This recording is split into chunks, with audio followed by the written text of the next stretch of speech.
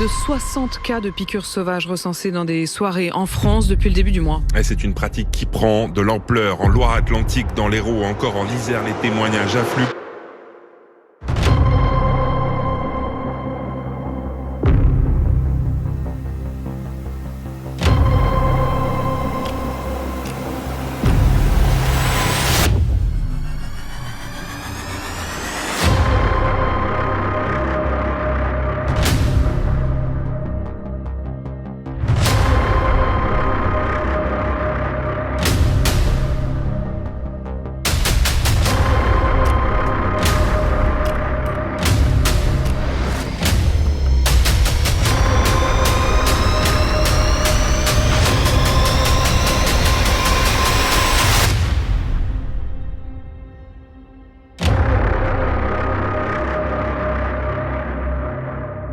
Hello, c'est Lionel, je suis content de vous retrouver aujourd'hui pour vous faire une vidéo d'actualité pour vous parler d'une mystérieuse vague de piqûres sauvages qui a démarré il y a quelques mois en France, dans les boîtes de nuit, mais pas que.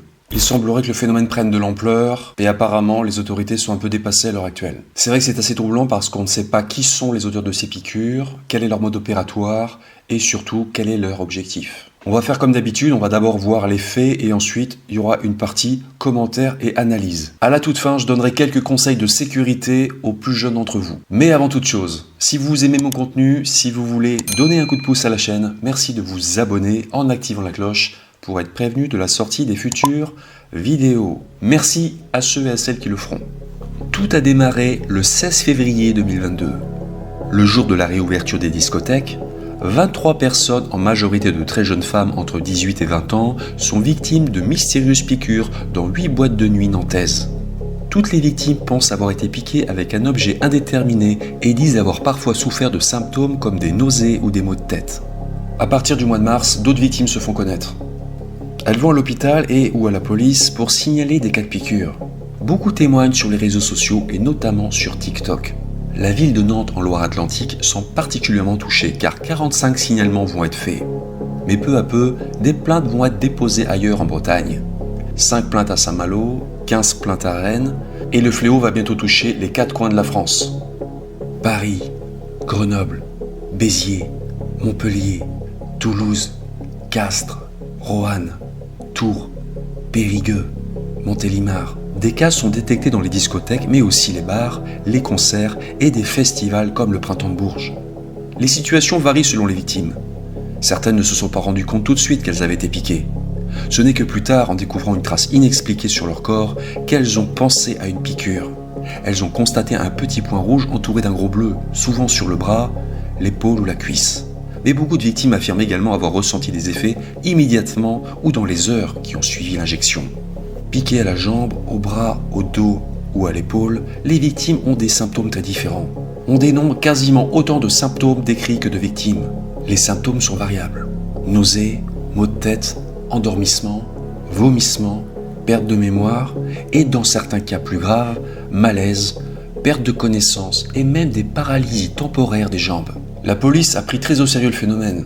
Rien qu'à Nantes, elle a ouvert une 50aine d'enquêtes pour administration de substances nuisibles et aussi parfois violence avec armes et préméditation. Ces investigations sont relatives à des plaintes concernant 18 établissements répertoriés, qu'il s'agisse de boîtes de nuit, de bars, de salles de concert et même de théâtre.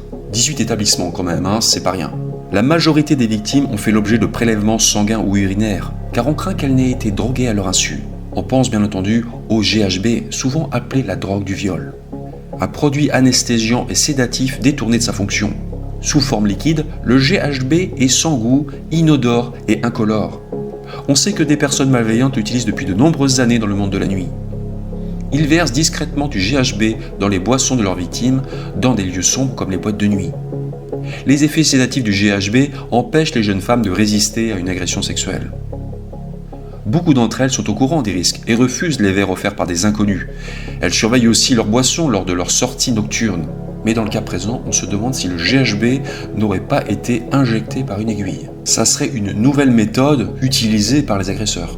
Mais ce qui est très troublant, et ça fait partie de ce mystère, les analyses toxicologiques n'ont révélé aucune trace d'une quelconque substance toxique ou médicamenteuse. En ce qui concerne le GHB, c'est sans doute normal parce que le GHB reste très peu de temps dans l'organisme, il disparaît au bout de 6 à 8 heures dans le sang et 8 à 12 heures dans les urines. Donc si les prélèvements et les prises de sang sont effectués trop tard, c'est normal de ne rien trouver. La substance injectée reste donc inconnue à l'heure actuelle. Ce qui est dur à vivre pour les victimes, c'est qu'elles ignorent l'objectif exact de ces piqûres. De plus, elles craignent aussi la transmission d'une éventuelle maladie infectieuse comme le VIH, l'hépatite C ou B, qui sont des pathologies assez graves. Parce que ces aiguilles sont certainement utilisées un très grand nombre de fois. Les personnes piquées doivent attendre 3 mois le résultat définitif des tests. Et l'attente est longue et angoissante. Ce phénomène de piqûre est aussi très bizarre pour une autre raison. Aucun cas d'agression ou de viol n'a été répertorié suite à ces piqûres. Tant mieux, on pourrait se dire, mais dans ce cas, quelles sont les motivations exactes de ces piqûres? C'est étrange, et ça n'est pas terminé. Les femmes ne sont pas les seules victimes. En effet, 2 jeunes hommes ont aussi été piqués. Pour les enquêteurs, on est face à un véritable mystère. Nous n'avons pas d'explication sur quel est précisément ce phénomène, a déclaré Renaud Godel, le procureur de la République de Nantes. Jusqu'à présent, aucun auteur de piqûre n'a vraiment été identifié et personne n'a été arrêté. Un début de psychose s'est installé et la fréquentation des discothèques est en baisse. Les professionnels de la nuit tentent de réagir. Renforcement des fouilles à l'entrée, contrôle caméra, présence de vigiles sur les pistes de danse, intervention systématique de la police en cas de signalement. Mais jusqu'à aujourd'hui, aucun piqueur n'a été interpellé. Et surtout, on n'a pas trouvé de seringue, on n'a pas trouvé d'aiguille, on n'a pas trouvé de punaise, que ce soit sur des individus ou dans les poubelles des établissements. Rien. Les professionnels de la nuit ont eu beau chercher, ils n'ont rien trouvé. Face à la montée du phénomène, le ministère de l'Intérieur a diffusé un spot sur les réseaux sociaux où il prévient qu'en cas de doute, il faut porter plainte et faire au plus vite un bilan toxicologique. Il faut bien insister sur le fait qu'on n'est pas face à une épidémie de piqûres encore. Non, on n'est pas face à un phénomène massif. Il y a un effet grossissant, un effet loupe, mais le phénomène touche désormais toute la France. Il est en progression, on enregistre une nouvelle plainte chaque jour. Jusqu'à présent, l'irréparable n'est pas arrivé, personne n'est décédé, c'est une bonne chose, mais il ne faut pas sous-estimer le phénomène. Même s'il ne s'agit que de piqûres, ce sont des agressions, et les victimes subissent un traumatisme psychologique assez fort. Ça n'est pas anodin parce que certaines victimes ont des troubles sérieux comme des paralysies temporaires et il ne faut pas oublier que si des drogues sont parfois injectées comme ça semble être le cas, ça peut avoir des conséquences très graves. Je vais prendre un exemple très concret. Imaginons qu'on vous injecte du GHB en boîte de nuit, voilà, et que cette boîte est située près d'un fleuve en ville comme à Nantes par exemple, vous pouvez vous noyer. Parce que si, par manque de chance, vous tombez accidentellement à l'eau, au bord du quai, eh bien vous ne pouvez pas nager, vous ne pouvez pas bouger, si vous perdez connaissance, eh bien vous vous noyez, tout simplement, voilà. D'ailleurs, il y a quelques années, on a noté des séries de noyades d'étudiants dans des grandes villes en France, comme à Bordeaux. On a attribué ces accidents à une consommation excessive d'alcool, mais rien ne nous permet d'exclure la possibilité qu'on n'a pas drogué certains de ces étudiants en versant du GHB dans leur verre, par exemple, sans qu'ils ne le sachent. Surtout que c'est improuvable, le GHB disparaît en quelques heures de l'organisme. Voilà pourquoi cette affaire de piqûre mystérieuse ne doit pas être prise à la légère. Voilà tout ce qu'on sait du phénomène à l'heure actuelle, parce que voilà, c'est vraiment l'actualité chaude, ça se passe en ce moment. Les autorités reconnaissent elles-mêmes qu'elles sont dans le flou total. C'est vrai qu'on a beaucoup de questions sans réponse. On ne sait pas qui sont les agresseurs, on ne connaît pas leur motivation exacte, on ne connaît pas leur mode opératoire, on ne sait pas si toutes ces attaques sont liées ou non.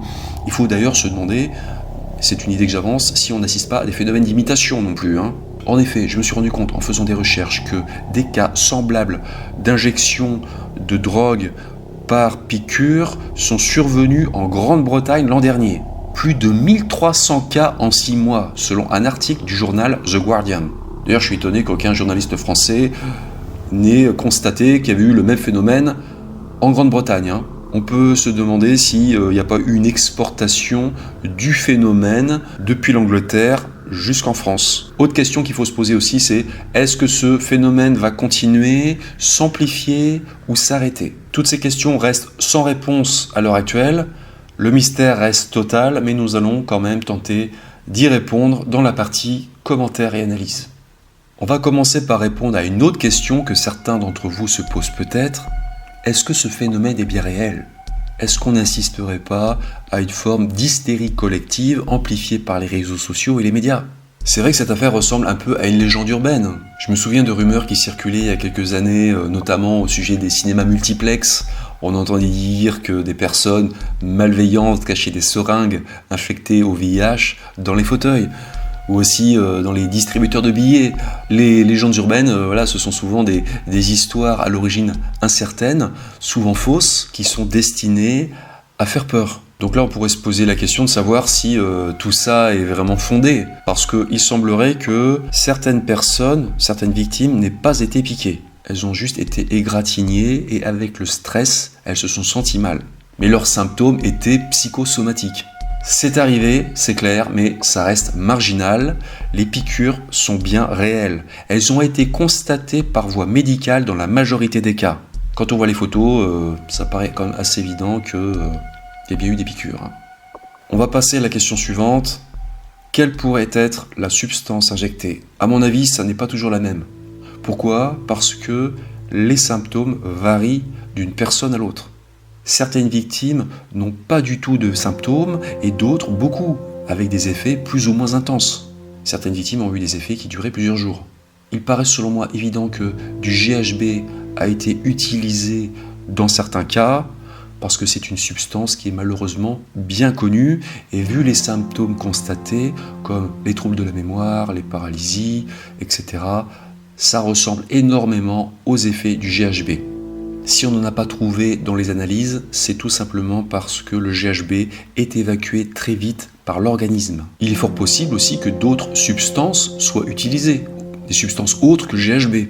Il peut s'agir d'une substance qu'on n'arrive pas à déceler, ou alors qu'on ne cherche pas non plus, parce qu'il faut savoir qu'il existe énormément de substances et que ça coûte très cher de tout chercher. Quand on ne cherche pas telle substance précise, on ne risque pas de la trouver. Question suivante, et cette question est capitale. Quelles sont les motivations exactes des agresseurs ? Là, c'est une véritable énigme. Les services de police et de gendarmerie n'écartent aucune hypothèse. Si on est optimiste, avec des tonnes de guillemets, on pourrait penser que les piqueurs sont juste des petits plaisantins qui font des blagues d'un très mauvais goût. Comme déjà dit, aucun drame, aucun accident fatal n'est survenu encore pour le moment, mais le risque existe. De mon point de vue, il est tout à fait possible qu'il s'agisse peut-être de défis ou de challenges lancés sur les réseaux sociaux. Pas publiquement évidemment, peut-être dans des groupes privés ou des réseaux un peu plus underground. Ça me fait penser aussi un peu au rite d'initiation des gangs aux États-Unis. Pour intégrer le gang, il faut commettre un acte délictueux qui prouve notre valeur, montrer qu'on est un dur et qu'on mérite de faire partie du gang. La France est moins concernée par les gangs que les États-Unis, mais bon, vous savez, c'est pareil, il peut y avoir des effets d'imitation. Les motivations des auteurs des piqûres posent quand même question, parce qu'ils ne tirent aucun bénéfice de leurs actions, qu'ils soient financiers ou autres. Aucune victime n'a fait l'objet d'attouchement, il y a juste eu un vol de répertorié. Donc il semblerait que peut-être que les piqueurs fassent ça uniquement pour le plaisir, parce que ça les amuse peut-être. Le plaisir de faire peur, le plaisir de créer une certaine ambiance anxiogène. Sans faire de la psychologie de comptoir, je pense aussi qu'il y a possiblement le plaisir de transgresser, de commettre l'interdit, de commettre un délit qui ne leur semble pas peut-être d'une gravité énorme, parce que c'est juste une petite piqûre. Ils considèrent que c'est peut-être pas une agression, parce que c'est juste une petite piqûre, c'est pas vraiment une agression avec une arme blanche. Les auteurs des piqûres ne se rendent peut-être pas compte des dégâts, notamment psychologiques, causés par leurs actes. Des conséquences invisibles, mais bien réelles, parce que les victimes sont en général très choquées, et puis elles sont traumatisées quelque part, et pendant quelques mois, elles sont dans l'angoisse d'attendre les résultats de leurs analyses. Et puis elles se demandent aussi pourquoi elles ont été agressées, quoi. Le fait de ne pas savoir, c'est toujours très difficile à vivre. Et je parle même pas des dégâts économiques causés par cette vague de piqûres, parce que c'est vrai que les professionnels du monde de la nuit, qui avaient déjà été très impactés par la crise sanitaire, ils venaient juste de rouvrir, et puis voilà, boum, ça leur tombe dessus. Comme déjà dit, je pense qu'il y a certainement une part d'imitation dans cette vague de piqûres. D'abord parce qu'on a constaté, et ça je l'ai découvert en faisant mes propres recherches, qu'il y avait eu une énorme vague de piqûres semblables en Grande-Bretagne l'an dernier, c'était en octobre 2021. C'était dans une quarantaine de villes en Grande-Bretagne. Donc à mon avis, il y a non seulement une imitation au niveau international, mais aussi une imitation au niveau national, au niveau de la France. On imite ce qui se passe dans les autres régions. C'est un peu comme les incendies de voitures lors des réveillons de la nuit de la Saint-Sylvestre. Plus on en parle, plus ça donne des idées, et puis voilà, plus le phénomène se propage. À un moment donné, j'ai quand même pensé peut-être à un groupe de personnes malveillantes qui ferait le tour de France comme ça, qui passerait d'une ville à l'autre, souvent des villes universitaires. Je pense que vous l'avez peut-être remarqué. C'est normal, qui dit ville universitaire dit plus de jeunes femmes, de jeunes hommes qui sortent, et voilà, plus de victimes potentielles. Donc pourquoi pas un groupe comme ça qui bouge en France, parce que voilà, par exemple à Nantes, il y a eu énormément de cas à Nantes, mais bon, au bout d'un moment, ils auraient pu décider d'aller ailleurs, voilà, ça devenait trop risqué. Mais bon, j'ai quand même du mal à valider cette théorie. Je pense qu'on assiste plus peut-être à des bandes ou des individus qui s'imitent les uns les autres. Il y a peut-être des bandes et aussi des piqueurs solitaires qui font ça pour copier et aussi pour surfer sur la peur. En ce qui concerne le profil des piqueurs, je pense qu'ils sont plutôt jeunes parce que je me suis rendu compte que l'entrée en boîte de nuit est interdite aux mineurs de moins de 18 ans, mais il semblerait qu'on puisse y entrer à partir de 16 ans sans être accompagné par ses représentants légaux, mais on ne peut pas consommer d'alcool par contre. Le fait que les agresseurs se contentent de piquer et n'aillent pas plus loin dans l'agression, ça me laisse penser qu'ils sont peut-être jeunes. À mon avis, ce ne sont pas des criminels endurcis, voilà pourquoi ils ne vont pas plus loin, et ils sous-estiment aussi peut-être la gravité de leurs actes. Alors attention, je ne suis pas du tout en train d'insinuer que les jeunes sont stupides, hein. Non, j'ai tendance à penser le contraire. Je pense qu'ils sont beaucoup plus matures que nous, au même âge. Mais bon, il y a tout dans la nature, et on va pas se mentir. Il y en a quand même certains, comme des adultes évidemment, qui sont pas très éduqués, et puis qui n'ont pas le wifi dans toutes les pièces. Voilà, faut dire les choses. Mais je dois faire preuve d'honnêteté intellectuelle, il y a quand même un problème avec cette théorie de l'imitation. Le problème qui se pose quand même, moi qui m'intrigue un peu, c'est leur efficacité. Ce point affaiblit la théorie de l'imitation parce que les piqueurs sont quand même tous sacrément malins. Personne ne s'est jamais fait surprendre. Personne ne s'est jamais fait prendre au flagrant délit. Et c'est surprenant parce qu'en cas de copycat sauvage, comme on dit, s'il y avait des imitateurs, des amateurs, il y en a certains qui feraient des erreurs. Ils se feraient choper. Il y aurait forcément des loupés et ça n'a pas été le cas jusqu'à présent. À croire qu'ils utilisent tous la même méthode, une méthode qui est très discrète, qui est infaillible, qui est très efficace et qu'on n'a pas encore découvert jusqu'à présent. Si tous les auteurs utilisent la même technique, c'est qu'ils se redonnent les informations entre eux. Ça peut peut-être aussi alimenter l'idée d'actes coordonnés ou pas. Enfin bref, c'est quand même, vous voyez, c'est quand même assez troublant. Pour l'instant, on ignore quelle est la méthode employée par ces piqueurs. Donc on va y réfléchir. Quelle pourrait être leur technique? Quelle pourrait être l'arme utilisée aussi? Les victimes n'ont jamais vu aucune seringue et quasiment aucun suspect. À mon avis, les auteurs utilisent un moyen astucieux pour piquer. Ils ne se servent pas de seringue parce que voilà, ça serait trop voyant. Ils utiliseraient plus à l'arrière peut-être des stylos à insuline dont se servent les personnes diabétiques parce que ça ressemble à des stylos normaux. Mais bon, quand même, ce sont des objets assez importants. Dans les poches, quand même, ça pourrait se repérer. À la main, encore plus. Pourquoi est-ce qu'on ne découvre jamais rien lors des fouilles? On ne trouve ni aiguille, ni seringue, ni punaise. Après avoir réfléchi, moi je me demande s'ils ne cachent pas des aiguilles dans leurs propres vêtements. Dans les manches, par exemple. Ou alors dans les poches latérales de leurs pantalons.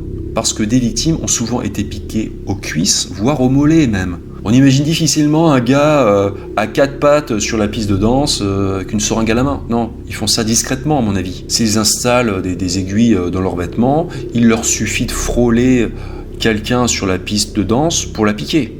Surtout que j'ai remarqué que les piqûres surviennent souvent à partir de 1h, 2h, voire 3h du matin, quand les gens sont fatigués et moins vigilants.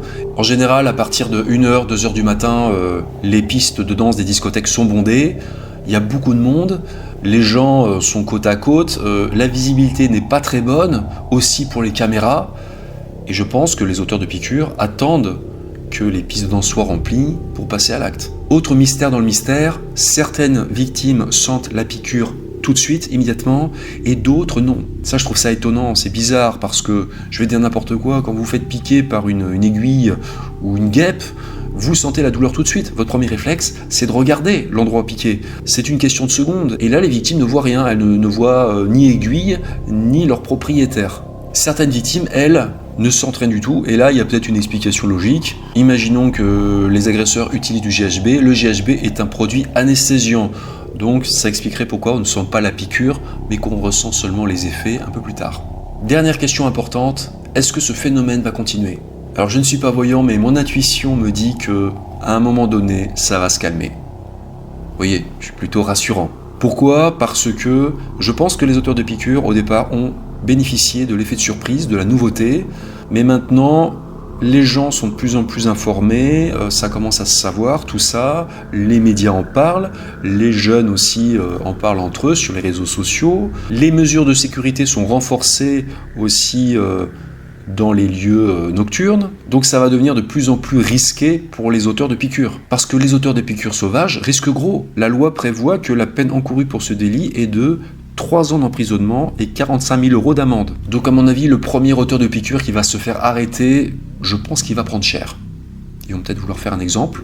Ça va sans doute avoir un effet dissuasif. Et c'est vrai que prendre un aussi gros risque pour un bénéfice aussi réduit, voire nul, ça n'a pas de sens. Ça n'a pas de sens finalement.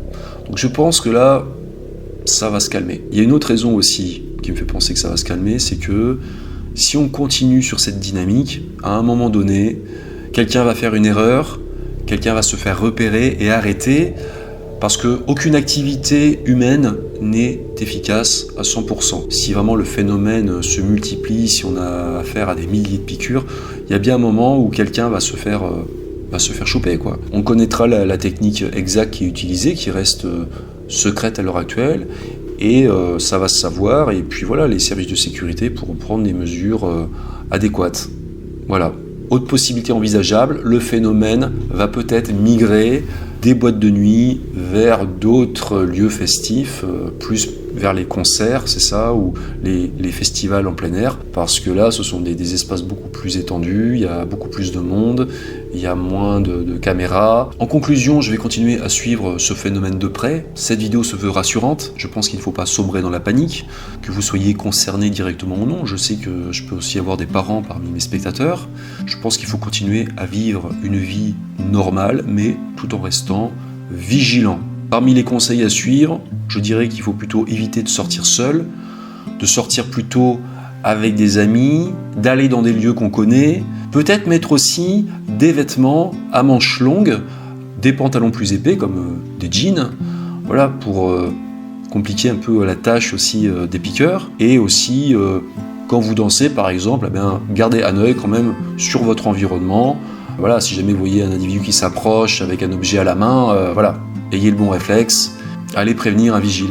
En cas de doute, si vous pensez avoir été piqué, allez aux urgences, faites-vous accompagner si possible.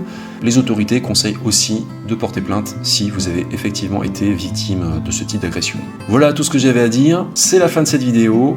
Si vous l'avez appréciée, si vous pensez qu'elle est utile, n'hésitez pas à la partager dans votre entourage. Si vous n'êtes pas encore abonné à la chaîne, je vous invite à le faire tout de suite. Ça n'est qu'un petit clic qui ne vous engage à rien, mais qui est une grande aide pour les créateurs de contenu. Voilà, donc merci à vous. Je vous dis à bientôt pour de nouveaux mystères, et en attendant, ne disparaissez pas.